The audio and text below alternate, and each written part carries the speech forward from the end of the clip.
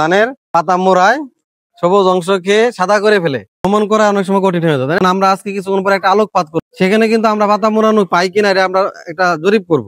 আর আমরা জমিতে কি করি, পার্সিং করি, লাইট কি আটকে গেড়ে দেই, সেটা দিলে কি হয়, পাখি বসে বয়স্ক পোকা গুলোকে ধরে, তাহলে অনেকটা কমে আসে না? আর আমরা বলি যে জমিতে যদি সুষম পর্যায়ে ইউরিয়া সার দেন তাহলে এই পোকার আক্রমণ কম হয়।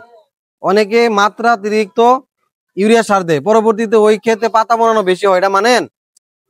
আমি দেখছি যে বেশি ইউরিয়া দেওয়ার কারণে পাশাপাশি জমিতে একটার মধ্যে পাতা মোড়ানো খুব আক্রমণ, আর একটার মধ্যে পাতা মোড়ানো একবারে নাই বললে চলে।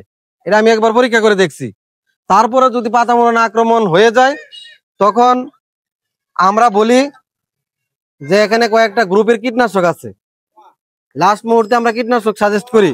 কার্বারিল গ্রুপের সেবিন, এমআইপিসি একটা গ্রুপ আছে, সেখানে মিপসিন এ জাতীয়, আবার ক্লোরোপাইরিফস গ্রুপের ডার্সবান, তারা স্পিনোসেট একটা গ্রুপ আছে, সেই গ্রুপের সাকসেস ট্রেসার, এই জাতীয় কীটনাশক অনুমোদিত মাত্রায় দিলে পোকাটা সহজে দমনে আসে। তবে এটা একটু এমন ভাবে দিতে হয়, প্রথমে যদি আমরা মোড়ানো পাতাটা একটু সরাই দিতে পারি কোনো একটা ডাল দিয়ে বা খেজুরের দিয়ে আমরা যদি, তাহলে সহজে ভিতরে কি করবে, বিষটা প্রবেশ করবে। এই বিষয়ে আমাদের উপসহকারী কৃষি অফিসারের কাছে বিস্তারিত জানতে পারবেন। আপনারা সাথে একটা বিষয়ে ধারণা দিচ্ছি।